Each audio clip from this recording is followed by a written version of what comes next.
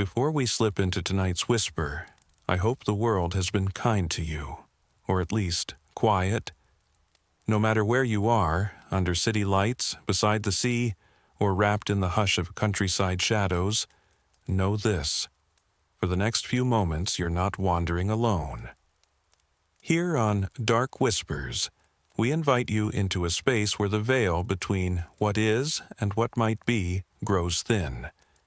If you find comfort in the eerie or curiosity in the unseen, then you've found your midnight companion. So, whether your eyes are heavy with sleep or wide with wonder, settle in. Let the world blur. Let the familiar slip away, because what you're about to hear doesn't follow the daylight's logic, and neither do we. The Simulation Hypothesis. Dr. Elias Rowe had always believed the universe spoke its secrets softly to those patient enough to listen.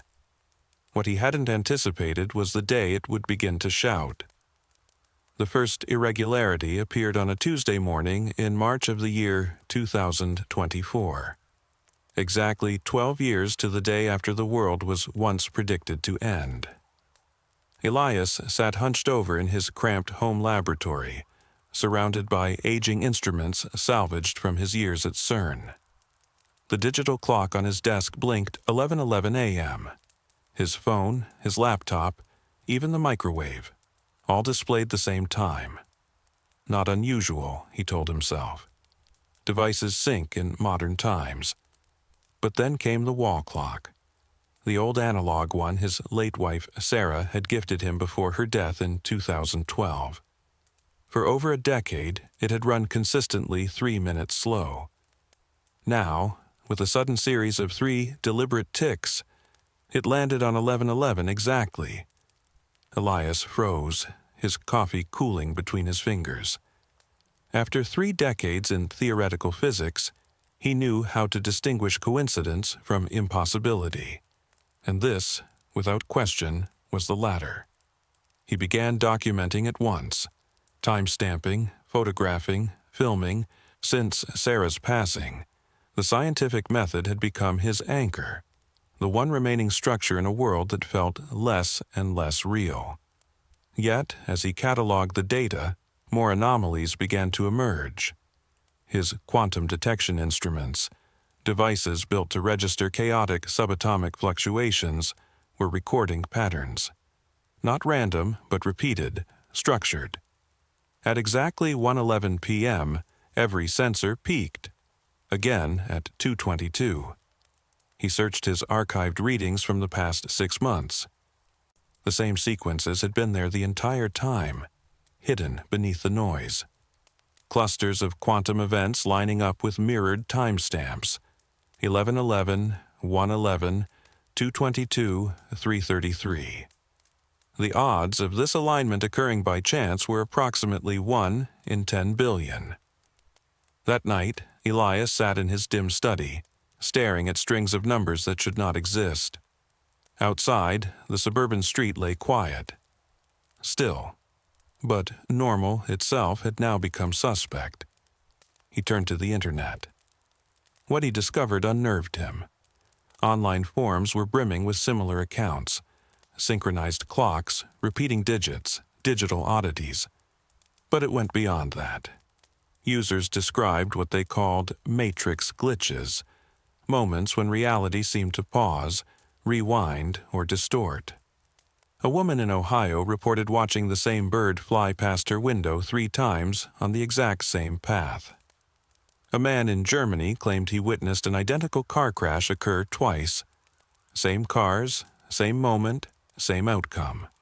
Dozens became hundreds, then thousands. Shared accounts of missing time, minutes that vanished or stretched beyond recognition.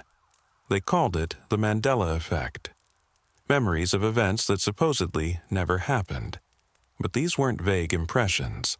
They were detailed, vivid, and astonishingly widespread. Some were certain Nelson Mandela had died in prison during the 1980s, not in 2013.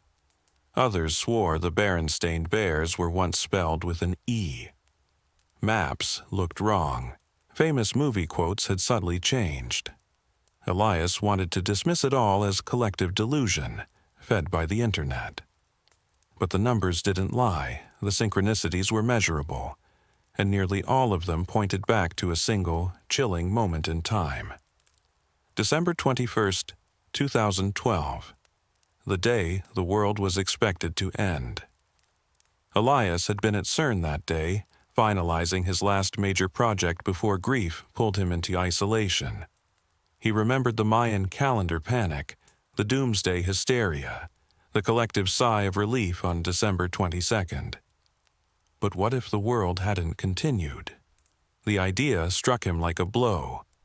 He tried to shake it off as fantasy, some desperate theory shaped by mourning, but it stayed, persisted. What if the world had ended? And what if everything since had been something else? He dug deep into archived data. Public records showed nothing amiss. No solar flares, no cosmic interference. But Elias had access. Others didn't. He reached out to former CERN colleagues, old NASA contacts, academic allies who owed him favors. Hidden within forgotten drives, neglected servers, and outdated backups, he found something.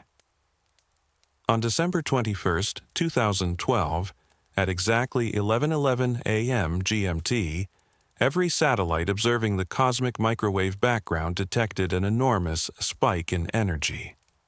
It lasted 2.3 seconds. It had been dismissed as a system glitch, removed from official logs. But Elias found remnants, shards of data buried in caches and personal backups. The signal had form, shape, purpose. It wasn't noise, it was design. And over the past 12 years, similar, albeit smaller, bursts had begun to reappear with increasing frequency. The universe no longer behaved like a realm of chaos. It behaved like a system, straining under the weight of something it couldn't hold. As March turned to April, Elias encountered further impossibilities. His entropy experiments, studies of decay in closed environments, yielded results that defied logic. Isolated systems began to self-organize. Heat flowed from cold to hot. The second law of thermodynamics broke, only during those same synchronized moments. A radical hypothesis began to take shape, one he barely dared acknowledge. What if reality itself had changed? What if we were no longer living in the original universe?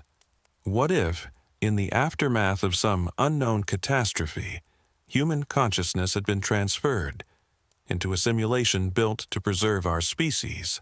The Mandela effect, memory compression errors, synchronized timestamps, system echoes, broken physics, algorithmic simplifications, missing time, processing delays. And if all of this were true, then only one question remained. What became of the real world? And what will happen when this one fails? Elias stared at the data, at the impossible numbers and undeniable patterns. For the first time since Sarah's death, he didn't feel lost. He felt driven. He would prove the end of the world, and he would find a way out. At 3:33 a.m. on a Thursday morning, an email arrived. That should have been his first warning. Dr. Rowe, it read, I believe you're searching for the same answers. I am. The fractures are widening. We need to talk. Attached was a single file, a spectrographic analysis of what initially appeared to be empty space. But the mathematical annotations froze Elias mid-breath. Someone had been studying the same quantum irregularities he had tracked, but using technology far more sophisticated than his patched-together instruments from CERN. The data revealed what Elias's outdated tools had failed to detect. The quantum fluctuations weren't random or confined. They were synchronized across the globe, and decaying in a pattern that suggested a systematic breakdown of some deeper, foundational structure. He spent the entire morning trying to trace the email's source, but it had passed through so many encrypted relays and anonymous servers, It might as well have come from another dimension. Eventually, Elias gave up and sent a short reply. I'm listening. The response arrived within minutes. Riverside Park, North Bench, by the Old Oak. Today, 11:11 a.m. Come alone. Despite every instinct built from decades of academic caution and quiet distrust, Elias went. The woman waiting on the bench looked to be in her early 30s. Her complexion was pale like the glow of a monitor screen, and a baseball cap shaded her face. Her hands remained buried deep in her jacket pockets. Dr. Rowe, she greeted him as he approached. I'm Mira Chen. I worked in government data retrieval until I began noticing anomalies, patterns that shouldn't have been there. Elias took a seat beside her, his nerves alert, his eyes scanning the open park. You sent me the spectrograph.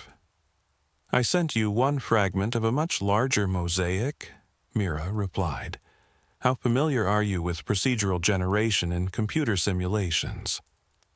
Elias gave a quick nod. Algorithms that create complex worlds from simple rules. Exactly. It's how games render massive environments without storing every detail. The system generates only what the user sees, discarding whatever isn't in view. She pulled out a tablet and swiped to a multi-layered schematic. I've been studying these anomalies since 2012. Not internet data, quantum background noise, the static of reality itself. The display showed a dynamic three-dimensional overlay of data flow, laced with advanced quantum formulas. Elias recognized some from his unfinished research into consciousness transfer theory. This isn't possible, he muttered. Quantum fields don't function like digital networks. They do, Mira said quietly, if they're being simulated. She gestured to a specific section of the diagram. See these compression bands? The system is continuously optimizing itself, deleting unobserved data, generating only what's needed. It's procedural generation on a universal scale, and it's failing. She flipped to another screen. These are system-level errors, repetitions, lags, stutters in the quantum foam, physics constants breaking down, then trying to reassert themselves. It was like viewing the universe's source code and spotting broken lines. I've tracked these glitches for 2 years, she said. They're accelerating. Processing power is vanishing. Or maybe storage, possibly both. And when the system can't keep up, Elias murmured, everything ends. That's assuming we're even in a system, he added. Assuming this is a simulation at all. Mira turned to him, dark circles beneath her eyes. Dr. Rowe, I've spent my life recovering corrupted systems. I know what systemic failure looks like. And this is exactly that. She brought up another graphic. This map shows Mandela effect cases layered over quantum fluctuation zones. The overlap is perfect. Every false memory corresponds with a quantum anomaly. The system is trying to self-correct, but it's breaking down. Elias stared at the display. You're saying the Mandela effect isn't just misremembering, it's reality glitching. I'm saying we're remembering fragments of the original universe, Mira said. The one before this. The system copied our minds to preserve the species, but the copy wasn't perfect. Sometimes we recall what came before. The reset, Elias whispered. December 21st, 2012. Mira nodded slowly. That's when the original world ended, and this simulation began. Her voice dropped to almost a whisper. I've found fragments, digital fossils, echoes of the world that existed before. I think whatever happened to Earth was catastrophic. So much so, the only way to preserve humanity was to transfer our consciousness into a simulated framework. Elias felt the ground shift under him, as if the park were just a skin stretched over something hollow. Who built it? I don't know, Mira said. But whoever did had access to technology beyond anything we can imagine. The computational power required to simulate an entire universe down to the subatomic level, it's beyond comprehension. They sat in silence for a moment, watching life pass by, runners along the path, children on the swings, birds overhead. All of it natural. All of it possibly synthetic. "There's more," Mira finally said. "I've been monitoring the rate of decay.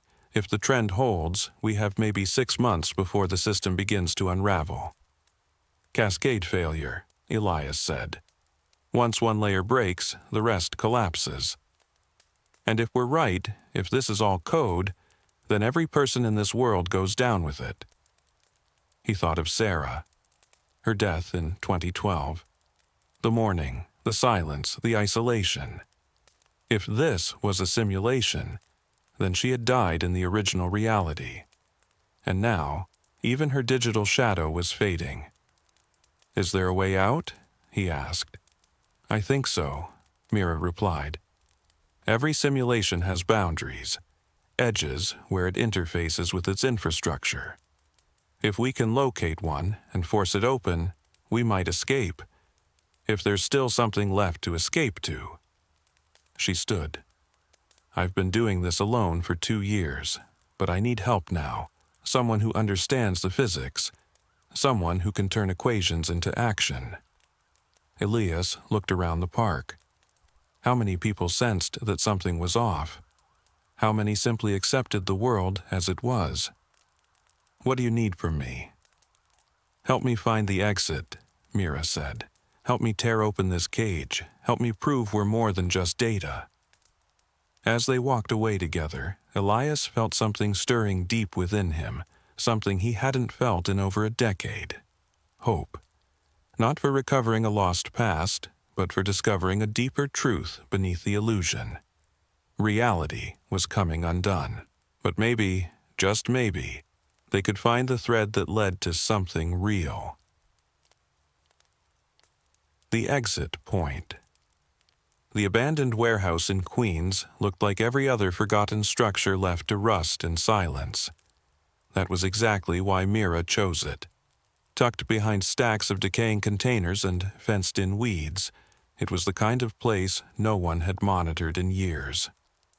Inside, Elias stopped cold. "My God," he breathed.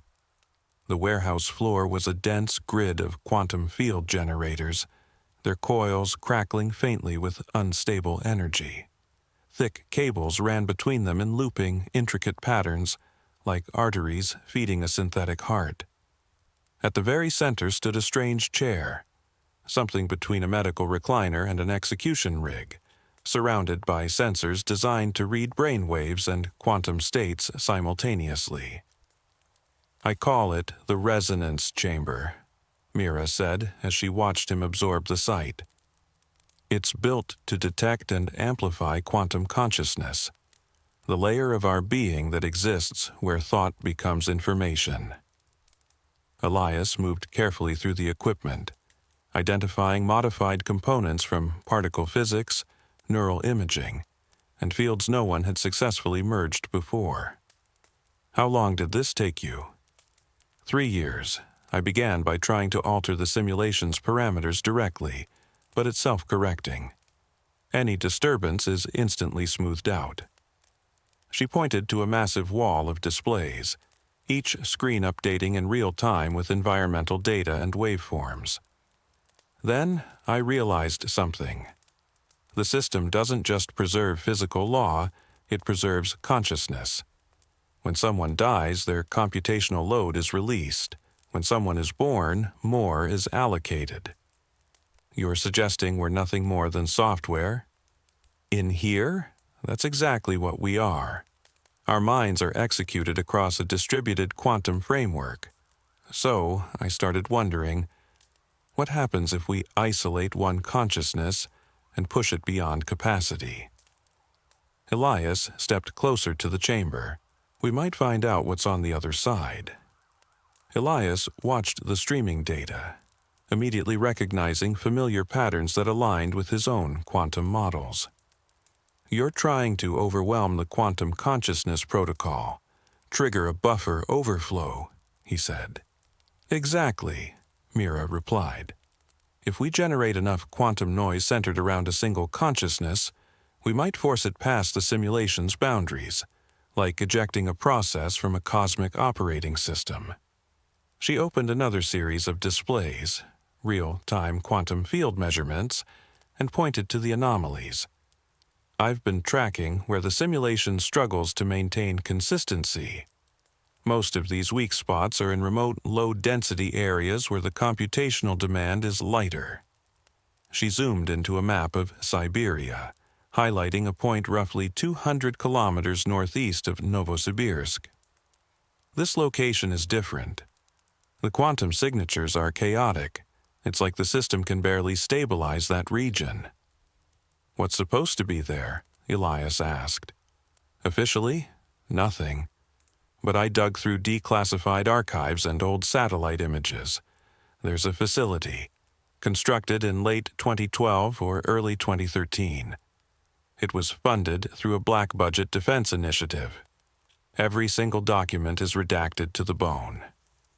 A chill ran through Elias. "They built something right after the reset." "I think it's an interface," Mira said. "Either a node for monitoring the simulation or a failsafe in case the system failed."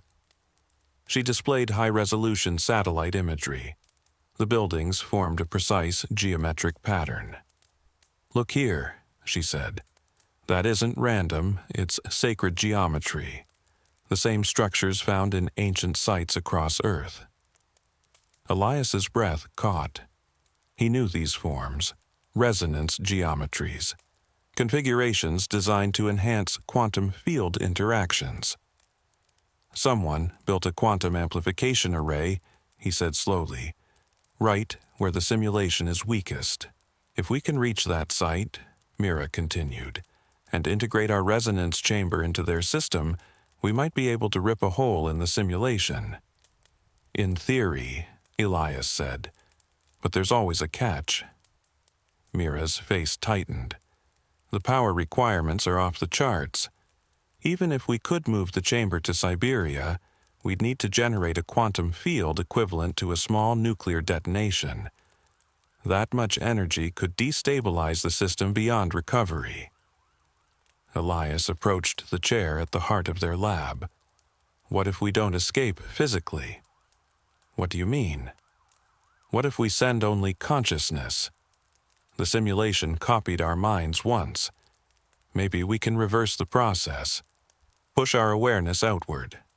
"That's dangerously speculative," Mira cautioned.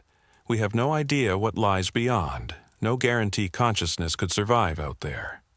"But we do know what's in here," Elias said, "a system crumbling under its own weight.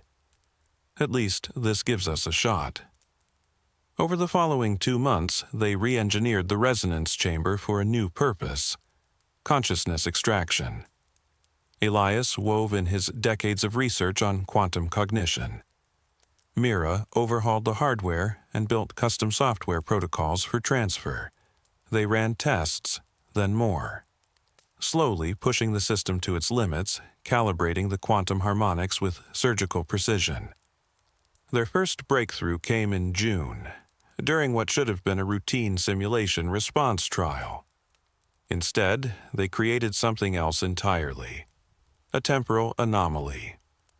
Time froze. For exactly 2.3 seconds, the second hand on Elias's watch jumped from 11:17 to 11:19, then snapped back to 11:17, again and again. "We broke it," Mira whispered, her voice trembling. "We actually broke the simulation."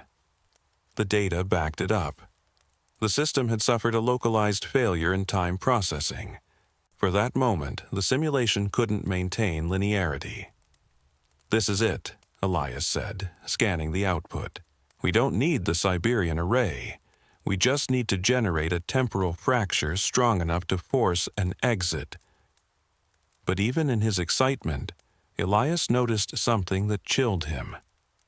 Buried deep within the quantum noise was a pattern, identical to the one he had found years ago in the cosmic microwave background data from December 21st, 2012. That night, alone, Elias revisited the original records. Beyond the energy surge, scrubbed from official logs, he uncovered something more. A message. He spent 3 sleepless days decoding it with mathematical tools that wouldn't officially exist for another 50 years. When the message finally resolved, it was heartbreakingly clear. Sarah sends her love. The original universe is gone. This simulation is all that remains. Do not try to leave. The signature, his own initial, but written in a script he didn't recognize, a style not his own. It felt like a warning sent across timelines, a version of himself reaching back. He stared at the words until his vision blurred. If this message was real, then Sarah, his Sarah, had survived the collapse, somewhere. And if it was real, then escape wasn't just possible. It was essential. He picked up his phone to call Mira, then paused. The message had warned him not to try, but it had also proven communication across the boundary was possible. Which version of himself should he trust? That night, he dreamed. He stood in his old office at CERN. The collider was gone. In its place stood Sarah. She wore the blue dress from their first date. Her eyes sparkled as they had in 2012, before the diagnosis, before the end. "You can't save me, Elias," she said gently. "I'm already gone, but you can save yourself." "But the message," he began. "It came from a version of you that was afraid," she said softly. "Afraid that safety mattered more than truth. But you're not him anymore, are you?" He woke with tears on his face and a single thought blazing in his chest. He was going to activate the chamber. The next morning, he found Mira hunched over the monitors, her expression grim. "The system's degrading faster than we predicted," she said. "The cascade has begun. We might have 2 weeks, maybe less." "Then we move now," Elias said. Mira hesitated. "What if we're wrong? What if nothing exists outside this place?" He told her everything, the message, the signature, Sarah's name. "And if there's nothing?" he asked quietly. "Then we'll find out together." She studied him for a long moment, then nodded. "All right, but we do this carefully, safely, as much as we can." The following week blurred into one final effort. Mira tuned the chamber to its absolute limit. Elias refined the transfer protocol until it hummed with precision. They ran every model, tested every sequence. Again and again, the data said it could work, but theory would never guarantee the outcome. The night before the final trial, they shared a bottle of wine in silence, watching lines of light flicker across the chamber walls. "Do you think we're heroes?" Mira asked. "Or fools playing with something too big?" "I think we're explorers," Elias said. "And sometimes explorers have to leave safety behind." The next morning, as they began final prep, the alarm screamed. Quantum field integrity was collapsing. Stability dropped off the scale. "It's happening," Mira said, her voice tight. "The cascade, it's accelerating." Outside, the world flickered. Traffic lights cycled in impossible loops. Pedestrians walked the same 3 steps over and over. A flock of birds hovered motionless in midair. "We're out of time," Elias said. "It's now or never." He climbed into the resonance chair. Mira attached the sensors, fingers trembling. The chamber pulsed with rising energy. The air felt charged, thick with invisible pressure, as though the universe was holding its breath. "Elias," Mira said, hand hovering over the switch, "what if this kills you? Then I'll die knowing the truth," Elias said quietly. "That's more than most people ever get." As the power levels surged toward activation, Mira suddenly stepped back from the controls. "I can't do it," she whispered.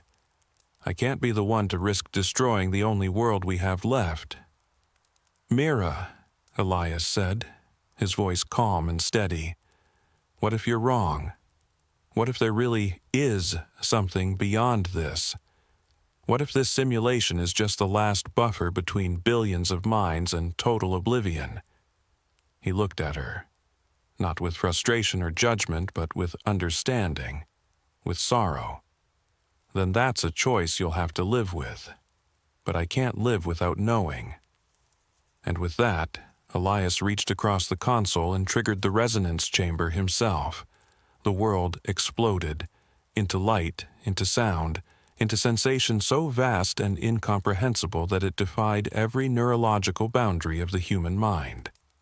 Elias felt his awareness stretch, unravel, and dissolve. His identity scattered and reassembled as his consciousness fused with the quantum lattice of simulated existence. He became motionless and infinite, a single thread of awareness suspended in an ocean of uncertainty. Then, silence. Darkness.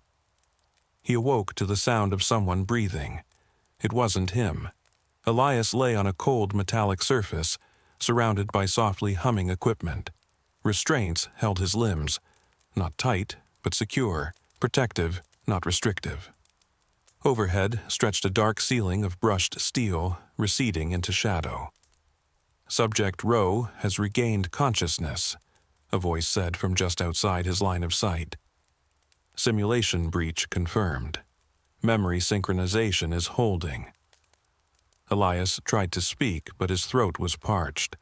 Muscles responded sluggishly, as if his body had been dormant far longer than his mind. He turned his head slightly and saw a transparent wall, dense and flawless like reinforced glass or high-grade polymer.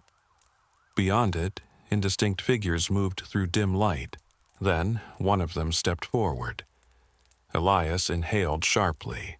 The being was human. Almost.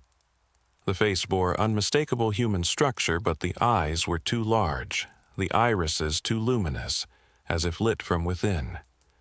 Fine neural filaments extended from the figure's temples, shimmering like strands of silver ivy. The skin had a soft translucency that suggested deep cellular modification. "Hello, Doctor," the figure said, voice resonant with strange harmonics, part human warmth, part machine precision. "Welcome to the outside." "Who are you?" Elias croaked. "I was once known as David Chen," the figure replied. "I'm what you might now call a caretaker. You've been working closely with one of my descendants, Myra." The word hit Elias like a blow. "Descendant?" "The simulation runs at a much faster rate than our reality," David continued. "What you experienced as 12 years equated to roughly 300 years outside. During that time, humanity evolved. Technologically, biologically, philosophically." He motioned to something out of Elias's view. "Please, look to your left." Elias turned and gasped. Beyond the wall stretched a vast window into space. Not the simulated stars of night, but the impossible clarity of real vacuum. Stars so brilliant they carved through the black like diamond splinters. And floating there, radiant and whole, was Earth. "The original," David said, "untouched, still alive." Elias's voice trembled. "I thought the world ended. I thought the simulation was all that was left." David shook his head slowly. "No. It was created because Earth was about to end. In late 2012, we detected an imminent gamma-ray burst, a direct hit. We had no way to shield the planet in time. So we built the simulation as a digital ark, a way to preserve consciousness while we found a path to survival." "But the message," Elias said, "it warned me not to leave." David's expression shifted, almost mournful. "That warning came from an earlier version of you, one who feared the truth. You've been trying to escape the simulation for decades, Doctor. This was your 17th attempt. Elias's breath caught. 17?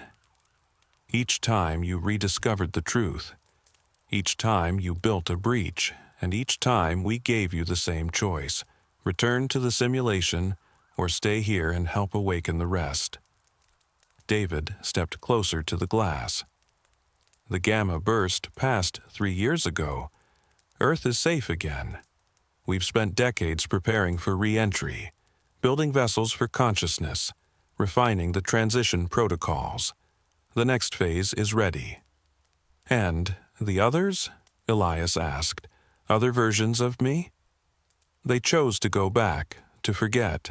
The burden was too great, but you, this version, you've changed. Pain transformed you. Loss refined you. Elias looked again at Earth. Familiar, alive, waiting. And the simulation? Everyone will be given a real choice. Return to a physical form or remain in the simulation, with full awareness of what it is, no coercion, no hidden resets. David placed a hand against the glass. Your wife, Dr. Rowe, Sarah, she's here, she made it, she remembers, she's waiting. Tears welled in Elias's eyes. Sarah was alive. Earth was real, and the veil had finally lifted. For the first time, he wasn't choosing between illusion and despair, but between illusion and truth. What do I need to do? He asked. Help us wake them, David said. Help us bring them home. On the monitors encircling Elias's recovery chamber, new data scrolled. No longer signs of collapse, but of preparation, not failure, transition. Simulation status, preparing full-scale consciousness. Reintegration, estimated completion, 72 hours, welcome home, Dr. Rowe, welcome to reality. Beyond the glass, Earth turned slowly in a black, starlit void. Elias finally understood the truth of the exit point. It had never been about escape. It was always about return. And after 12 years, or 300, or all of time itself, he was ready. The simulation had been humanity's chrysalis. Now, it was time to awaken, to evolve, to begin again. Operation High Jump, the Frozen Secret. What you are about to read comes from a classified journal uncovered in the year 1996, 3 years after its author's mysterious death. The journal belonged to Lieutenant Commander Mason Hale, a naval intelligence officer attached to the United States Navy. Contained within is his personal account of Operation High Jump, and the truth buried deep beneath the Antarctic ice. U.S. Naval Intelligence Division, classification, eyes only, document status, destroyed per order, date range, August 1946, March 1947. Entry 1, August 15, 1946. USS Pine Island, Norfolk Naval Base. My name is Lieutenant Commander Mason Hale. If you're reading this, I'm likely dead, and you found something I was never meant to write. I kept this record because the truth always finds a way to surface, even beneath miles of ice and decades of denial. 3 days ago, I received sealed orders. Orders that changed everything I thought I knew about the world. I was to report directly to Admiral Richard Byrd for a highly classified briefing regarding Operation High Jump. Publicly, it was described as the largest Antarctic expedition in history. 13 ships, 4,700 personnel, a carrier group, and enough firepower to stage a full-scale invasion. For a research mission, it was armed to the teeth. The briefing room was sterile, cold. The men seated around me wore no insignia, but their silence and posture made one thing clear: they were intelligence. Admiral Byrd entered with the weight of the unknown on his shoulders. He laid out black and white aerial photographs, each marked with strange shadows and impossible shapes. "Gentlemen," he began, What I'm about to say does not leave this room. Officially, Operation High Jump is a cold weather training exercise. Unofficially, he let the silence hang. We're going to Antarctica to determine whether we are alone. The photos showed endless sheets of ice, but buried within, symmetry, angular shadows, glints of metal where there should have been none. This image, Bird said, pointing, was taken by a recon team in late 1945. The Brazilian Navy encountered similar anomalies near their waters, disc-shaped objects, impossible velocities, emerging from beneath the ice. A colonel to my left leaned in. "Sir, are we talking about the Germans?" Bird's jaw tensed. "That's what we need to confirm." In 1939, Nazi Germany dispatched an expedition to Queen Maud Land. They renamed it Neuschwabenland and dropped thousands of metal stakes marked with swastikas. It wasn't just mapping. They were establishing something. He slid forward another photo. It showed a glacier, its face carved with a flawless rectangular opening. Geometric, artificial. Taken 6 months ago, Bird said quietly. Nature doesn't carve perfect rectangles. The room fell silent, and the temperature dropped. And this time, it wasn't the air conditioning. He locked eyes with me, and in that instant I saw something I'd never expected in a superior officer. An expression caught between uncertainty and fear. We weren't heading to Antarctica to explore, Commander Hale. We were going to find out who, or what, was already there. Entry 2. September 3rd, 1946. South Atlantic at sea. The journey south has been mostly uneventful, but the tension aboard the ship is palpable. Rumors travel fast in tight quarters, and despite the mission's top-secret nature, speculation spreads like fire in dry brush. The crew knows this isn't just another scientific expedition. After all, you don't deploy destroyers and aircraft carriers to study penguin migration.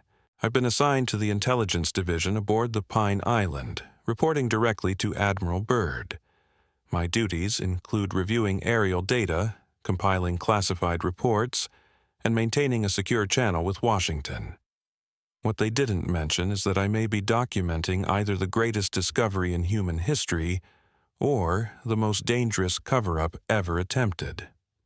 Last night, I had a private conversation with Admiral Byrd on deck. The Southern Cross shimmered overhead, and the ocean below was a smooth, inky void. Out there, he seemed less like an admiral and more like a man burdened by knowledge. "Commander," he said, lighting his pipe and shielding the flame from the wind, "I've been to both poles. I've witnessed things that never made it into official records. Unexplainable lights in the sky, radio transmissions from coordinates marked as empty tundra, magnetic shifts our instruments couldn't justify." He exhaled slowly, watching the smoke vanish into the dark. "But this is different. This time, we have actual evidence." "Evidence of what, sir?"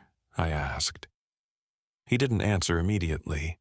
He stared out at the sea like it held secrets only he could hear. 20 years ago, I would have said Germans. Hidden bases, exotic tech left over from the war. But the war ended a year ago, and whatever is happening down there has only intensified. This isn't abandoned Nazi infrastructure. Then what is it? He turned to face me fully. His eyes, lit faintly by moonlight, looked distant and haunted.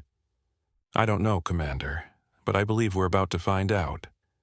Then he said something I'll never forget. "Keep a detailed record of everything, every sighting, every anomaly, promise me." I promised. I had no idea how heavy that promise would soon become. Entry 3, October 12, 1946. Little America 4 Base, Ross Ice Shelf. We've finished constructing our main base using the framework from Byrd's earlier expedition. The scale is staggering. We've stockpiled enough supplies for 8 months, yet the mission is scheduled for only 4. The logistics don't match the timeline. The strange event started almost immediately. 2 days after we established camp, our radio operators intercepted encrypted transmissions, broadcasts on frequencies unknown to modern equipment. Highly advanced, clearly structured, and not ours. Signal triangulation led us to a grid deep within Queen Maud land, the same territory once claimed by the Germans as Neuschwabenland. Lieutenant Peterson, our lead radio technician, handed me the transcripts personally. He looked pale and rattled. "Sir, I've handled military comms for over 15 years. This encryption isn't just complex, it's foreign. And part of it's in German, but not standard German. It uses terminology I've never seen before." I scanned the recordings. Most of the message was indecipherable, but one phrase repeated throughout different segments. Base 211. Wartime intelligence had long dismissed the notion of a Nazi stronghold in Antarctica, codenamed Base 211, as fantasy. Clearly, it was more than rumor. Byrd ordered immediate reconnaissance flights over Queen Maud land. What we found changed everything. Entry 4. October 18, 1946. Emergency Intelligence Briefing. At 0800 hours, Lieutenant Commander Johnson returned from a photographic recon mission with a report that stunned the command staff. I'm recording this while it's fresh in my mind, though I doubt it will ever reach the public. Johnson's tone during debrief was controlled, but disbelief flickered in his eyes. At 0630, he began. While flying at 15,000 feet, we witnessed multiple metallic objects emerge from beneath the ice, around 200 meters inland. Byrd leaned forward. Describe the craft. Disc-shaped, sir. Each was approximately 50 to 75 feet in diameter, based on terrain comparisons. No visible engines, no heat exhaust. They accelerated from 0 to over 1,000 miles per hour in under 3 seconds. The room fell dead silent. They weren't launched from above ground, Johnson added. They rose through the ice.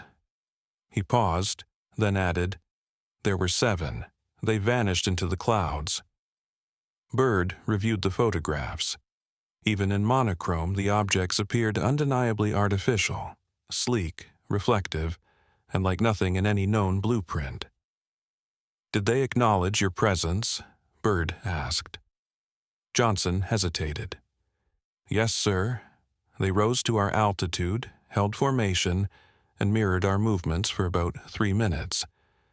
Then they shot off. It felt like they were observing us." Later that evening, Byrd summoned me to his quarters. His desk was cluttered with old intelligence files, including reports I hadn't seen before. German U-boat logs from 1943 describing identical sightings in Antarctic waters. "Commander," he said, "tomorrow we begin Project Silent Spear, a classified op targeting the coordinates where the objects were spotted. You'll serve as intel liaison on the ground." "Sir, I thought we were performing recon." His gaze hardened. "We're going in armed. Whatever's down there, whoever's down there, is technologically superior. And they're watching us. We can't afford to be caught off guard." Looking back, I realize now we weren't the observers. We were being observed. Entry 5, October 20th, 1946. Grid coordinates 71 south, tending west, Queen Maud land. What happened today will haunt me for the rest of my life. I'm writing this under emergency lighting in a makeshift shelter. My hands are still trembling. 3 of our men are dead. 2 helicopters are gone, and what we found will never appear in any official report. Project Silent Spear launched at 0500 hours. 2 helicopters, 12 Marines. Enough firepower to level a bunker. Our objective, a massive glacial canyon identified in aerial photos. its geometry too precise to be natural. The flight lasted just over 2 hours. Weather conditions deteriorated as we approached. Electromagnetic interference increased with each mile. Radios crackled with what sounded like layered whispers in a language we didn't recognize. Lieutenant Morrison, our pilot, reported failing instruments. Compass drift. Gyro spinning erratically. At 0715, we crested the final ridge and saw it. A canyon, immense and unnaturally uniform. Its walls ran vertically, smooth as cut stone. At its floor, 500 feet below, stood structures, metallic, seamless, defying perspective as they bent and warped the light. But the buildings weren't what stopped our hearts. It was what came out of them. 3 disc-like crafts rose silently from hidden hangars embedded in the canyon floor. Each was roughly 100 feet in diameter. They didn't fly. They moved impossibly with no regard for inertia. Their surfaces mirrored the sky, the canyon, and our helicopters like liquid chrome. "Command, this is Silent Spear 1, Morrison transmitted. "We have visual contact. 3 unidentified crafts and artificial structures, requesting backup and guidance." Static. Then a blast of distortion so intense it made our comms sound like they were on fire. "Proceed with recon," a garbled voice finally replied. "Document all findings." That's when it began. One of the discs surged forward, not with hostility, but with intention. From its underside, a brilliant beam of white light exploded, enveloping our aircraft. Every system died, engines, radios, instruments. Silence and freefall followed. "Mayday! Mayday!" Morrison yelled, fighting for control. We weren't flying anymore, we were dropping. Out of the corner of my eye, I watched the second helicopter hit by the same energy. Its rotors locked. It spun once, and then it fell, vanishing into the canyon below. I never heard the second helicopter crash, not over the deafening roar of our own emergency landing. We hit the ground hard but relatively flat, the skids digging deep trenches into the snow. Morrison was unconscious, blood running from a gash above his right eye. Sergeant Williams and 2 Marines were disoriented but conscious. I grabbed the emergency radio and camera, fully aware that we might have only minutes before the entities inside those discs made a decision. About us. That's when I saw one of them. Up close. The disc descended silently, settling roughly 50 yards from our wreckage. It didn't deploy landing gear, no engines powered down. It simply came to a halt, hovering motionless 3 feet above the ice. Its surface was impossibly smooth, like liquid mercury, and adorned with shifting glyphs that bore no resemblance to any known language. They weren't German. In fact, they weren't human at all. The symbols flowed across its hull in graceful, organic patterns, mesmerizing, deliberate, and unmistakably alien. As I stared, a portion of the underside opened. Not mechanically, but like a membrane parting, as though the ship were alive. No figures emerged, but I felt it. A presence. Something intelligent was watching, evaluating. The silence was absolute, broken only by the wind and Morrison's strained breathing. I raised the camera and snapped 3 quick photographs before Sergeant Williams gripped my arm tightly. "Sir, we need to move, now." He was right. Whatever piloted that craft had chosen to let us live, for now. That could be mercy, or simple curiosity. I wasn't eager to learn which ran out first. Using salvaged gear, we built a makeshift stretcher, secured Morrison, and began the brutal climb toward the canyon's rim. The discs followed, all 3 of them. Hovering silently, they kept pace at a constant distance, like shepherds trailing behind fragile livestock.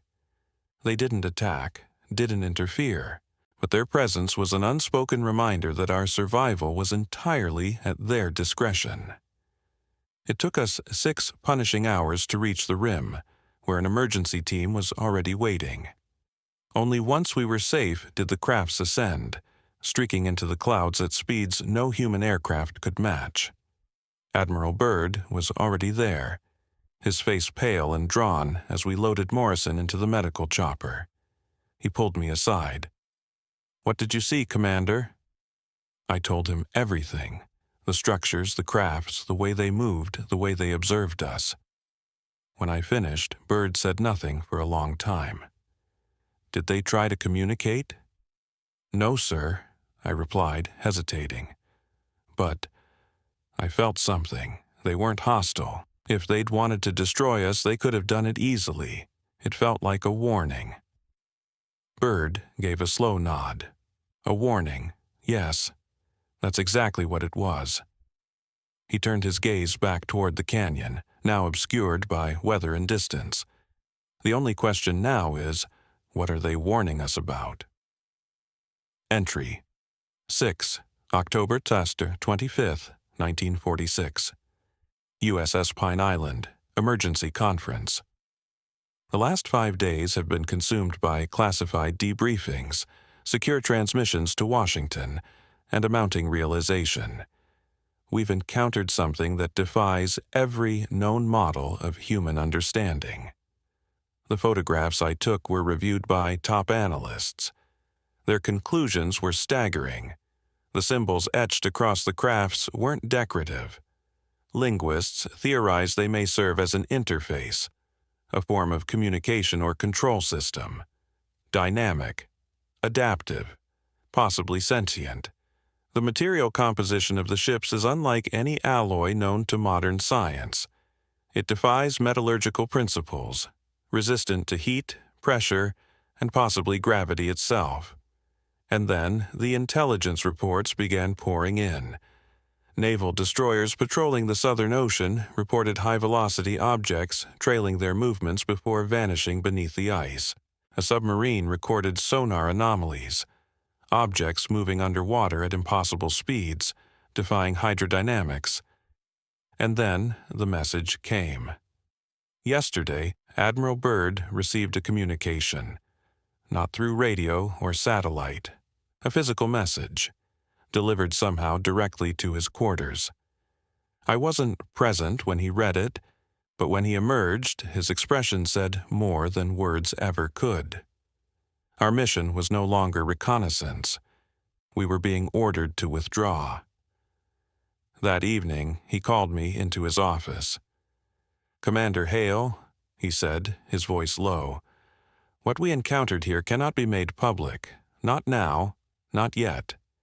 It would destabilize everything, economies, governments, the very concept of reality." "With all due respect, sir," I said, "don't the American people deserve the truth?" He chuckled bitterly. There was no humor in it. "3 nights ago," he said, "I found a letter on my desk. No courier, no prince, in perfect English. It contained details about this mission that only a handful of people on Earth could possibly know." He handed me the paper. The message was simple and chilling. "Admiral Byrd, your presence in our domain has been observed. We do not seek conflict. Continued incursion will be deemed hostile. You have 72 hours to withdraw beyond the 60th parallel. This is not a negotiation." The document shimmered faintly under the desk lamp. It felt wrong in my hand, not like any paper I'd ever touched. "Who sent this?" I asked. "The same intelligence we encountered in the canyon," Byrd said. "They could have destroyed us, but they didn't. This is their warning. The question is, will we heed it?" Entry 7. November 2nd, 1946. Final Operations Meeting. Today, Admiral Byrd made a decision that will define the rest of his life and ours. Operation High Jump is over. Terminated, effective immediately. Evacuation will be complete within 48 hours. Non-essential equipment will be abandoned. All data, photographs, logs, and intelligence will be sealed under the highest classification levels. The official narrative will cite unexpected weather and equipment failure. The truth will vanish into black ink in locked vaults. At our final intelligence meeting, Admiral Byrd addressed 15 of us, the only ones who truly knew. "Gentlemen," he began, "what we discovered here changes everything. We are not alone, and what lies beneath the ice is not a relic. It is a force, alive, watching, and technologically centuries beyond us." He scanned the room, letting the weight of his words settle. "We were warned, not attacked, not harmed, warned, and I believe that warning was real." Lieutenant Colonel Henderson, skeptical from the beginning, finally spoke. "So, we're just going to let them dictate terms to the United States Navy?" Byrd's face hardened. "Colonel, we've lost 3 men, 2 helicopters, and a submarine near their territory. Every encounter has proven one thing. They can eliminate us instantly, but they haven't." He paused. "This isn't surrender. It's survival." The room fell silent. No one argued. I asked, "What happens now? Do we bury this forever?" Byrd walked to the frost-covered window, staring into the endless white. "Commander," he said softly, "I'm going to do something that will never be recorded." He turned back to us. "I'm going to attempt contact, direct communication. We need to know more about their purpose, their ethics, and whether this is a boundary we can live beside or one that will move against us." "Is that wise?" I asked. "Probably not," he said, "but it's necessary." Then he added one final directive. "You'll all sign non-disclosure agreements. Your families will be told you participated in polar training. Your official records will reflect routine service." He opened a folder of documents, sliding them across the table. "I know this feels wrong. It is wrong. But the alternative is collapse. Chaos. How do you tell the world there's a civilization beneath the ice that could crush us like insects and chooses not to?" We signed, because we had no other choice. Entry 8, November 5th, 1946. Personal log, final entry. Today, Admiral Byrd made contact. I wasn't supposed to be there, but he requested I witness it. We flew to coordinates delivered through the same untraceable method as before. The site was a blank expanse of snow, 50 miles from our base, featureless except for a flawless circle in the ice, 50 feet across. We landed at the perimeter and waited. The wind stilled. The silence became oppressive. Absolute. After 20 minutes, 3 disc-shaped craft appeared on the horizon, gliding toward us with that same impossible grace. They moved into a perfect triangular formation and hovered silently, 10 feet above the ice. As before, their surfaces were smooth as glass, mirror-like and adorned with glowing, fluid symbols that pulsed with a quiet internal light. Then, something happened that none of us were prepared for. One of the craft extended what appeared to be a ramp, not a mechanical one, but a seamless extension of the ship's own surface, as if it were reshaping itself. From within, a figure emerged. I've spent hours searching for the right words to describe it. The being was humanoid in shape, perhaps 7 feet tall, but with proportions just off enough to unsettle the eye. Its skin shimmered faintly, translucent and softly luminous, as if lit from within by some biological energy. Its features were defined yet otherworldly, sharp, elegant, and precise. The eyes were large, highly reflective, and radiated a depth of awareness that was both ancient and alien. But what struck me the most wasn't its appearance. It was the absence of fear, the absence of hostility. There was no aggression in its posture, no weapons, only a calm, observational presence, perhaps even concern, but not menace, The being walked directly toward Admiral Byrd, stopping roughly 10 feet from him. When it spoke, there was no sound. Its voice formed within our minds, perfectly clear, unaccented, and unsettling in its intimacy. Admiral Byrd, you have shown wisdom in heeding our warnings. Your species stands at a crossroads. The decisions you make in the coming decades will determine whether contact becomes beneficial or becomes necessary for your survival. Byrd, to his credit, stood tall, but I could see the tension behind his eyes. "What do you want from us?" he asked. "We want nothing from you. We have observed your kind for millennia. Your recent mastery of atomic energy has drawn our closer attention. Such power, in the hands of a species still learning restraint, poses a threat, not only to yourselves, but to the equilibrium of this planet." "Is that a threat?" "It is a statement of fact. Your presence here must end. The knowledge you have gathered will remain confined. In return, we will continue our current policy of non-interference, for now." The message was clear. We had been monitored for thousands of years, and our rapid technological growth, especially in nuclear capability, had triggered a response. "What happens if we don't comply?" Byrd asked. The being's expression did not change, but the temperature around us dropped several degrees. "Your species is still young, Admiral. You have not yet learned that actions have consequences, that there are thresholds which must not be crossed.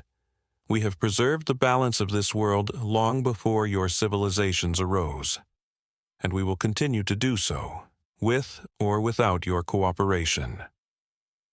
With that, the communication ended. The being turned, walked up the ramp, and disappeared inside the ship. The ramp retracted and dissolved as if it had never been there. All three crafts rose simultaneously, aligned perfectly, and vanished into the sky, disappearing in a blink at speeds no Earth-based aircraft could ever achieve. Byrd said nothing during the flight back. Only after we were alone in his quarters did he speak. "Commander," he said quietly, "I need you to promise me something. If anything happens to me, if I die suddenly or disappear, I want you to ensure the truth survives. Not the official narrative, the real one. Sir, what are you planning?" "I'm going to give them what they asked for, a complete withdrawal, absolute silence, and the official end of any operations in Antarctica. But I'm also going to ensure someone, anyone, knows what we discovered. Because this isn't the end, Commander. It's only the beginning." 3 days later, we left Antarctica. The official report cited extreme weather and mechanical failures as reasons for terminating Operation High Jump. During a brief stop in Chile, Admiral Byrd gave an interview to local reporters, warning vaguely of enemies capable of traversing from pole to pole in mere minutes. The remarks were later dismissed as metaphors for advancements in future aerial combat, but I knew better. He had tried, carefully, quietly, to warn the world. Final entry. Mason Hale. I am dying. The doctors say it's cancer. But deep down, I've always suspected it began with something I was exposed to in Antarctica all those decades ago. For 47 years, I've carried this secret. I've watched the world move ever closer to the edge the being warned us about. Admiral Byrd passed away in 1957. With him died the last official link to what we encountered. He never spoke publicly again of Antarctica. He never returned. He understood, as I now do, that some doors should never be reopened, but still, I've kept watch. Strange aerial sightings. Sudden leaps in science that don't follow conventional trajectories. Quiet changes in aerospace strategy. Small policy shifts behind closed doors. I believe they're still here, intervening where they must, steering us when necessary, preventing us perhaps from doing what we are too immature to understand. But their patience isn't infinite. Now, we stand at another threshold: climate collapse, nuclear proliferation, global instability. We were given time, decades, to learn, to grow, to evolve. Whether we succeeded is a question I can no longer answer. I've hidden this journal for nearly half a century, waiting for the moment when it would matter most. That moment never came. So I leave it now, unfinished but complete, with the hope that one day someone will read it. And remember, because they are still there, beneath the ice, watching, waiting, and the warning remains. They've protected this planet longer than we've existed. Next time, we may not be permitted to walk away. Postscript. The journal of Lieutenant Commander Mason Hale was discovered inside a sealed safety deposit box in Phoenix, Arizona, in 1996, 3 years after his death from cancer. His nephew, David Hale, uploaded parts of it to the early internet. Within 48 hours, all digital traces of the document were scrubbed from public access. 2 weeks later, David Hale was killed in a car accident. Some believe it was no accident at all. What you've just read was recovered from offline backups found on abandoned web servers and archived personal storage. Its authenticity has never been officially verified. The U.S. Navy maintains that Operation High Jump was a routine, cold-weather training and research exercise. Admiral Richard E. Byrd's cryptic post-expedition interview remains public record. His sudden exclusion from further polar operations has never been explained. Antarctica is still governed by international treaty. All military activity is banned. No expedition of similar scale has ever returned to the sector where Hale claimed contact occurred, and still, the truth remains buried in the ice. The Dyatlov Pass Incident. Tonight, I'll be your guide through one of the Cold War's coldest and most enduring mysteries. Imagine it, a frigid night in the Ural Mountains, winter of 1959. A group of young Soviet hikers, huddled inside a canvas tent pitched on a steep slope near a peak ominously named Dead Mountain. They're laughing, making journal entries by flashlight, mapping the next day's route. They don't know it yet, but this is the last night they will ever spend alive. This is the true story of the Dyatlov Pass incident, a case that has confounded investigators for more than 60 years. My name is James. I've spent weeks combing through Soviet case files, diaries, and autopsy reports. And the deeper I dig, the more the Dyatlov mystery begins to feel like something caught between folklore and forensic science. Let's begin, as if we're opening an old KGB dossier. It started in late January 1959. 10 experienced cross-country skiers from the Ural Polytechnic Institute set out to conquer Mount Otorten, a remote peak in the northern Urals. They were young, skilled, and confident. All but one were in their 20s. The group was led by 23-year-old Igor Dyatlov, a radio engineering student. On January 23rd, they received approval for their route and boarded a train from Sverdlovsk to Ivdel. Eyewitnesses described them as cheerful and excited. One of them brought a mandolin, and reportedly they sang songs together as the train wound north. After 2 days of rail travel, they arrived in Ivdel, a logging outpost that also housed a Soviet labor camp. From there, they traveled by truck to the village of Vijay, the last settlement before the wilderness. Local villagers likely regarded them with a mix of respect and concern. Their route was classified as Category 3, the most challenging, and they were embarking in early February, the harshest part of winter. On January 27th, the group left Vijay and disappeared into the snowbound wild. But by then, they were already down to 9. Yuri Yudin, one of the original 10, had suffered from chronic health issues, joint pain, and a heart condition. On January 28th, his symptoms worsened, and he made the difficult decision to turn back. Unknowingly, he had just become the only member of the expedition who would survive. Yuri Yudin would never see his friends alive again.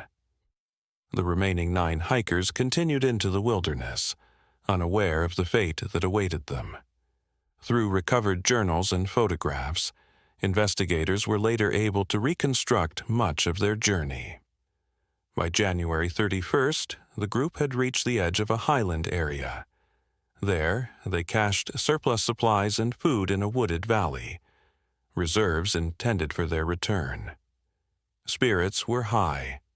They joked, posed for photographs, and even assembled a satirical newsletter they called the Evening Otorten. One entry humorously declared, "From now on, we know that the snowmen exist," a tongue-in-cheek reference to local Yeti legends. Despite the cold and fatigue, morale remained strong. On February 1st, the group began ascending a mountain pass that would later bear Dyatlov's name. Their plan was to cross the pass and camp in the forested valley beyond. But the weather worsened quickly, howling winds, blinding snow, and near-zero visibility. They veered west, off course, and unknowingly ended up on the slope of Kolatsiako, a name that, in the local Mansi language, means dead mountain. By the time they realized the mistake, daylight was fading, and the whiteout conditions made descent hazardous. Rather than backtrack 1.5 kilometers to the relative shelter of the tree line, Igor Dyatlov chose to set camp on the slope itself. Perhaps he wanted to avoid losing elevation, or maybe he sought to prove his team's ability to survive in extreme conditions. They carved out a space in the snow and pitched their large canvas tent on the open incline. It was a decision that would later be scrutinized in every detail. That night, February 1st, 1959, was harsh. Temperatures plummeted to around -20 degrees Celsius. Wind tore across the mountain. Still, inside the tent, they found a fragile comfort. Forensic analysis suggests they ate dinner around 6 or 7 p.m. One of the last photos recovered from a camera shows the group smiling and working together, setting up camp in the fading light. Despite the brutal weather, they appeared calm, focused, writing in journals, preparing for sleep. They could not have imagined what was coming. In the early hours of February 2nd, something happened. Something sudden and terrifying enough that the hikers slashed their tent open from the inside and fled into the blizzard. There were no survivors to tell us why. Only the evidence remained. The tent was discovered days later, collapsed and partially buried in snow. It had been sliced open from within. Most of the hikers had been asleep, yet they abandoned the tent without taking boots, jackets, sleeping bags, tools, nothing. Their gear, neatly arranged, was left behind in near totality. Outside, temperatures hovered around -30 degrees Celsius. Still, something had driven them, half-dressed and barefoot, into the night. Why? That single question has haunted every investigation since. When the group failed to return to Vijay by February 12th as scheduled, no immediate panic ensued. Delays on expeditions were common. But as days passed without word, anxiety deepened into dread. By February 20th, relatives demanded a search effort. Volunteers from the Ural Polytechnic Institute mobilized, soon joined by Soviet military units, helicopters, and aircraft. Rescue teams faced punishing cold, deep snow, and treacherous terrain. Among the volunteers was a student named Mikhail Sharavin. On February 26th, Sharavin's team spotted something strange jutting from the snow on the slope of Kolatsiako. As they approached, they realized it was a tent, collapsed, battered, and buried. Sharavin used an ice axe to cut through the snow and canvas. What he saw inside chilled him to his core. The tent was torn open from within. Though snow-filled and damaged, the group's possessions were orderly, Coats and blankets laid out, boots lined neatly, axes and flashlights still in place. A map, official documents, a flask of alcohol, a plate with slices of sallow, pork fat, all untouched. It was not chaos, it was abandonment. Sheridan later described the feeling. It was as if the hikers had been calmly preparing for bed, then fled in a heartbeat. Why would experienced mountaineers slash their own tent and run into a blizzard, barefoot? Outside, searchers found 9 sets of footprints. They were unusual, some made in socks, some with only one shoe, others completely barefoot.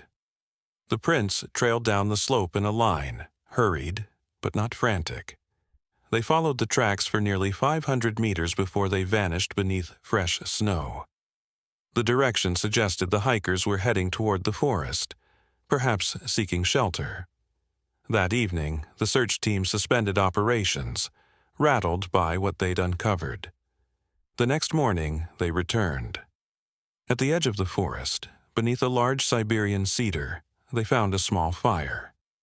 Nearby lay the first 2 bodies, Yuri Doroshenko and Georgy Yuri Krivonishenko. Both were barefoot, clad only in underwear. Branches on the cedar were broken up to 5 meters high. Shreds of skin and torn fabric clung to the bark. One of them, it appeared, had climbed the tree, either to spot the tent in the dark or escape something. Krivonishenko's corpse showed signs of burns. Most disturbingly, a piece of flesh was missing from one hand. Forensic analysis suggested he had bitten off part of his own knuckle, possibly to stay conscious or in an act of pain-induced madness. Their extremities were deep red-brown, classic signs of frostbite. The fire they built was small and short-lived. Stripped bark from the cedar indicated they had scavenged wood only from reachable branches. The scene was haunting.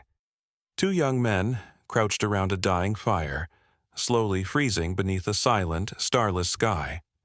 Roughly 300 meters back toward the tent, searchers found Igor Dyatlov's body.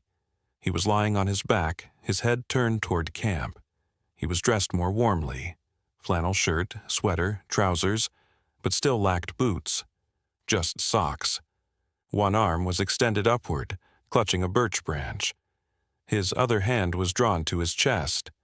Some speculated he had been shielding something, a photograph perhaps, but nothing was ever found. His face was calm, eyes open.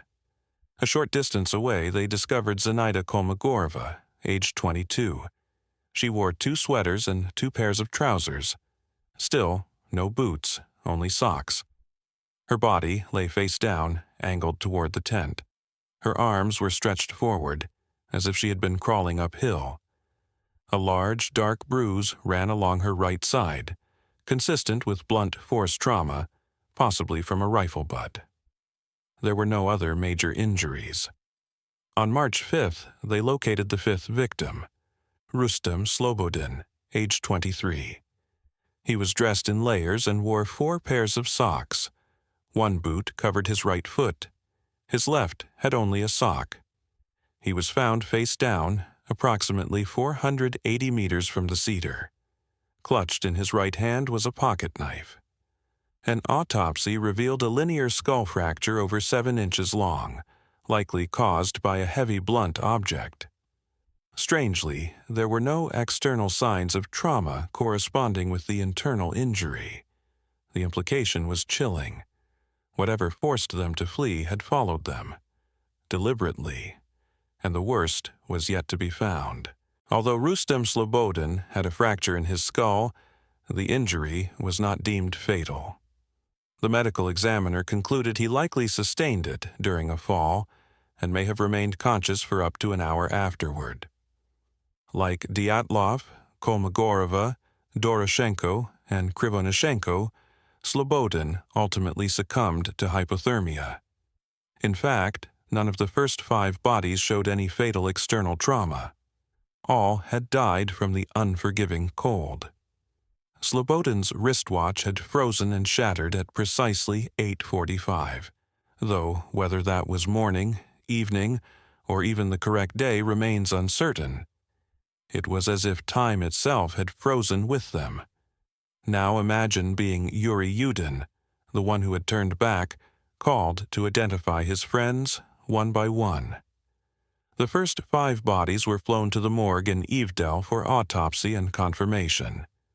Yudin recognized them all, but 4 members of the group were still missing. Weeks passed with no sign. Then, as spring arrived and the snow began to melt, nature reluctantly gave up what had been hidden, deepening the mystery in a horrifying way.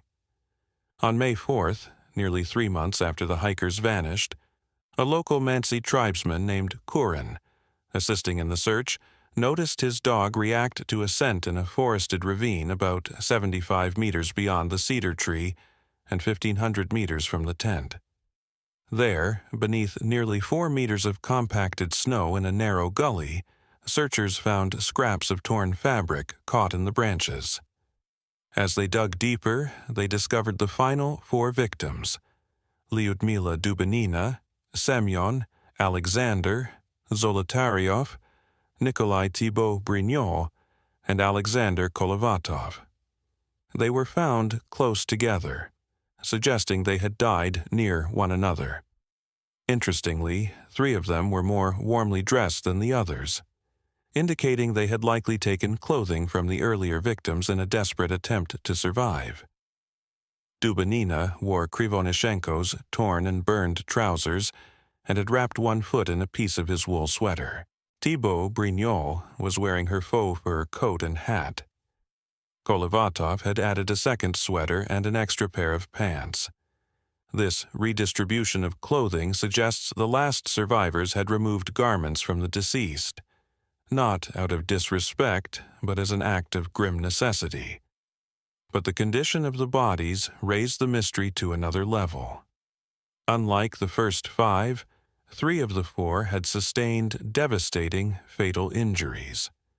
Nikolai Thibault Brignol had suffered a massive 8-inch skull fracture, severe enough to be immediately lethal. Both Dubinina and Zolotaryov had sustained extensive chest trauma, multiple ribs broken on each side. Dubinina had 10 fractured ribs, Zolotaryov had 5. Forensic analysis later concluded that the force required to cause such injuries was comparable to a high-speed car crash. Yet bizarrely, neither showed external wounds, no cuts, no bruising. It was as if the trauma had been delivered by a pressure so immense and uniform that it left no surface trace. Kolovatov's injuries were less severe: a broken nose, a gash behind his ear, and a twisted neck. Though painful and significant, they were likely not the cause of death. Like most of the others, he probably froze to death after being incapacitated. Then came the most chilling discoveries, ones that etched the Dyatlov mystery into legend. All 4 bodies in the ravine exhibited disturbing facial damage not seen in the others. Dubinina was missing her tongue, both eyes, parts of her lips, and a section of her skull bone. Zolotaryov's eyeballs were gone. Kolovatov's eyebrows had been stripped away. These details led to a frenzy of speculation. Some suggested they had been attacked, even mutilated. But forensic specialists offered a more grounded explanation. The ravine was part of a shallow stream, and after 3 months exposed to snowmelt and animal activity, soft tissue was likely eroded post-mortem. In Dubinina's case, the autopsy noted approximately 100 grams of coagulated blood in her stomach, suggesting that her heart was still beating when her tongue was removed. Whether the injury occurred during the moments before death or was caused by natural decomposition remains a point of debate. Despite the disturbing nature of these injuries, they were ultimately ruled as post-mortem and not evidence of violence inflicted while alive. Still, the public was riveted. The media sensationalized the case, giving rise to theories ranging from secret experiments to alien abduction. Further intrigue came with the discovery of a camera around Zolotaryov's neck, different from the others found in the tent. In one hand, he clutched a pen and a notebook, as if he had been trying to record something. But the pages were blank. In 1959, the official investigation reached a dead end. A criminal inquiry was launched, as required, due to the suspicious nature of several deaths. Initially, suspicion fell on the local Mansi people, under the theory that the hikers had trespassed on sacred ground. But this idea was quickly dismissed. No signs of struggle were found, no foreign footprints were detected, and the Mansi had no history of violence. In fact, they had assisted in the search. Other hypotheses surfaced: an avalanche, a wild animal attack, exposure to secret Soviet weapons testing. But an avalanche was unlikely. The slope was too shallow, the tent had not been displaced, and the hikers' footprints had remained visible for hundreds of meters. No signs of claw or bite marks supported the theory of animal assault. Eventually, Soviet authorities concluded that no other humans had been involved. One official famously remarked that the force which killed Dubinina and Zolotaryov exceeded anything a person could physically inflict. Then, a peculiar Cold War twist surfaced. Tests conducted on some of the hikers' clothing revealed abnormal levels of radiation. Dubinina's sweater and Krivonishenko's wool pants tested positive for contamination. The discovery sparked theories involving nuclear experiments or exposure to radioactive weapons. But the likely explanation was more mundane. Krivonishenko had previously worked at the Mayak nuclear facility and had participated in the cleanup after the Kishtim disaster in 1957, one of the most serious nuclear accidents in history. His clothing may have retained residual contamination. Kolovatov, too, was affiliated with a secret nuclear institute in Moscow, possibly explaining the traces of radiation on his clothing. Despite this, rumors persisted. Some of the victims' families reported unusual changes in the bodies: tanned skin, grayish hair. Authorities explain this as the natural result of exposure to sunlight, snow, and the effects of decomposition. Hair color can shift after death due to chemical changes in the tissue or embalming fluids. To grieving families in the Soviet Union, however, such explanations felt hollow. The combination of radioactive clothes, orange-tinted skin, and official silence seemed pulled from a science fiction nightmare. By May, the case was abruptly closed. Late investigator Lev Ivanov, under pressure from higher authorities, ended the inquest with a vague final statement. The hikers died due to an unknown compelling force. It was an evasive phrase, a quiet concession that no one truly understood what had happened. No charges were filed. The case files were sealed. The Dyatlov Pass was restricted for 3 years, officially for safety, unofficially to keep others out. The final verdict? An undefined natural force caused the deaths. But that conclusion raised more questions than it answered. 9 bright young lives were extinguished, and their families were told they would never know why. In 1959, in the Soviet Union, that was the end of the matter. Some parents believed otherwise. Zina Kolmogoreva's mother and Igor Dyatlov's parents were quietly warned not to press the issue. One grieving parent was reportedly told, "You will never know the truth, so stop asking." And in an era ruled by secrecy, when the party or the KGB said stay silent, you did, so they buried their children without answers. And the Dyatlov Pass incident became one of the most enduring and unsettling mysteries of the Cold War. Whispers of the Dyatlov Pass incident still echo through Ural classrooms and mountaineering circles, immortalizing it as legend. As for Yuri Yudin, the sole survivor who wasn't even present the night it happened, he spent the rest of his life weighed down by survivor's guilt and a burning need to uncover the truth. Yudin always rejected the idea that his friends had died due to some random act of nature. Deep in his gut, he believed something far more human and far more deliberate had taken their lives. In interviews leading up to his death in 2013, Yudin became increasingly vocal in his suspicions. He believed the Soviet government had known more than they ever let on. Just before he passed, Yudin publicly declared his belief that the hikers had been forced from the tent at gunpoint and murdered. He even suggested that Dubinina's tongue had been removed because she was the most outspoken member of the group. These were serious allegations. None were ever proven, and Yudin himself admitted he had no hard evidence, only a lifetime of unanswered questions and instinct. Whether he was right or wrong, his enduring conviction reflects just how deeply this mystery can embed itself in the human soul. And here we are, decades later, still facing more questions than answers. I am one of many modern-day investigators who have pored over crumbling case files and newly emerging theories.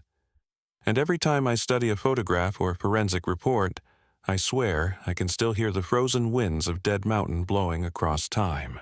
The Dyatlov case persists precisely because it exists in that strange space between the explainable and the unknowable.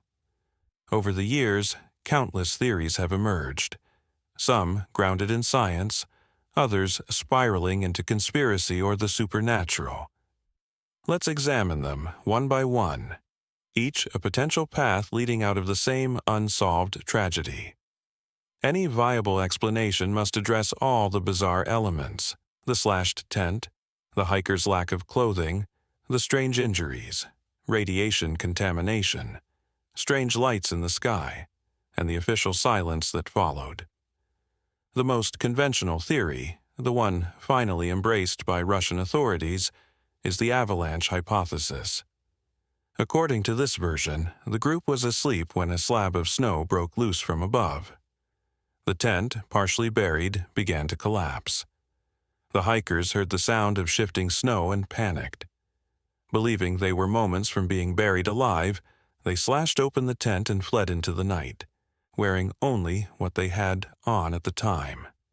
This theory gained renewed attention in 2020. That year, Russian officials reopened the case and concluded that a slab avalanche was the cause of death. Around the same time, a team of scientists published a study using computer modeling to support this scenario. Seen from this perspective, the hikers' actions appear far more logical. If you think an avalanche is imminent, cutting your way out and heading for safer ground is exactly what trained hikers would do.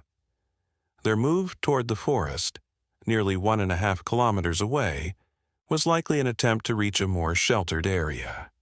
According to the theory, a combination of wind and stove-generated heat may have destabilized the snowpack, triggering the slide. The group, responding to their training, initiated a rapid evacuation. In their haste, they didn't gather coats, boots, or supplies, just ran. Once in the forest, they split up. Some attempted to build a fire beneath the cedar tree. Others dug a snow shelter in the ravine. Evidence suggests the last 4 tried to prolong their survival by salvaging clothing from the others and seeking deeper protection in the snow. The slab avalanche theory does explain several facts: the panic, the abandoned tent, the missing gear, and possibly even the massive chest injuries, attributable to a heavy fall or crushing snow. But many argue it still fails to explain everything, which is why, even now, the Dyatlov Pass mystery remains open to interpretation.